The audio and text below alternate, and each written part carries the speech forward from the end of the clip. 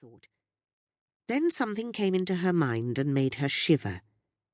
There'd been a case in the news recently where the social services had been criticised for failing to remove a child from the care of her father, who'd been abusing her. And there'd been another case where they had split a family up, and it turned out that the father hadn't done anything at all. But was that why Wendy Stevens was here? Did they think she was being abused? Did they think that was more likely to happen where there wasn't a mother? Would they take her away from Dad? She stood up and moved to the window that overlooked the tiny front garden and the fields leading down to the sea. You could never tell. She didn't know how much power social workers had. They seemed to be able to take children into custody whether or not the parents objected. But it was ridiculous.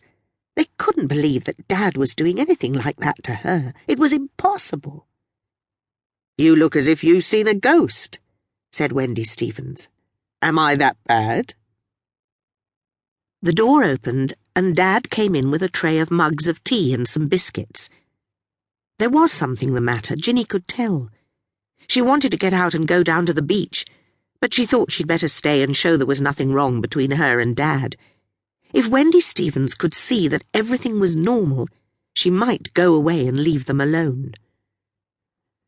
So Ginny sat down again, passed the biscuits, talked about school, and presently Wendy Stevens looked at her watch and began to put away the papers Ginny noticed for the first time. She had a cherry-red plastic briefcase with green canvas webbing at the corners. A tattered sticker on it said, "Support the Dockers." "Nice to meet you, Ginny," she said as she stood up. "Hope we see each other again." She shook hands. Ginny smiled and nodded and cleared the mugs and plates away, as Dad went out with the woman to the Renault 5 parked in the lane. "What did she want?" Ginny said when Dad came back. "She was asking all kinds of questions, all stupid ones about pop music and stuff, patronising." "How'd you know she wasn't my new girlfriend?" Dad said. "'Cause you've got better taste." He smiled, but there was still something wrong. He went to the sink and started washing the mugs. "But what was it?" Ginny said again. "Oh, it was some nonsense. Do you remember when we lived in Liverpool?" "Was that the basement where you slept next to the fridge?" "Next to the fridge? Oh no, that was Hammersmith. When we lived in Liverpool, the social services helped out when I had to work late.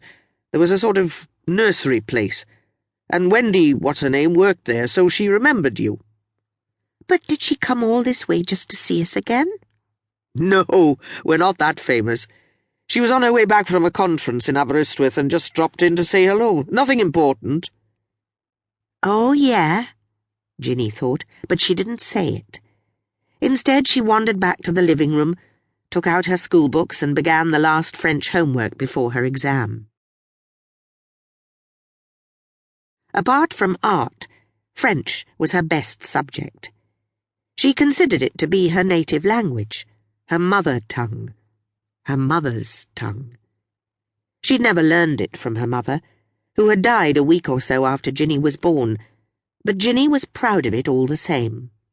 Just as she was proud of her mother and the colour she'd inherited and the exoticness in her blood. Her father was English, white, but her mother had come from Haiti, where they spoke French and Creole, so Ginny applied herself to French with love and ardour. It belonged to her in a way that Welsh belonged to the other kids at school. Ginny had to learn Welsh too, and she did it conscientiously, but it felt cramped and alien. In French, she was at home. So normally she'd have worked at this exercise with pleasure, maybe imagining the day when she, speaking French perfectly, would be studying art in Paris, or seeking out long-lost cousins in Haiti. But not today. Something was wrong. Dad wasn't telling the truth. She gazed at the line of sand dunes a mile or so away, wondering if someone had told the social services that Dad was abusing her. She thought it must be that. One of the neighbours? But on one side lived Mr. and Mrs. Price, a retired station master and his disabled wife, and on the other side were the Laxtons and their bed and breakfast. Of course not. They were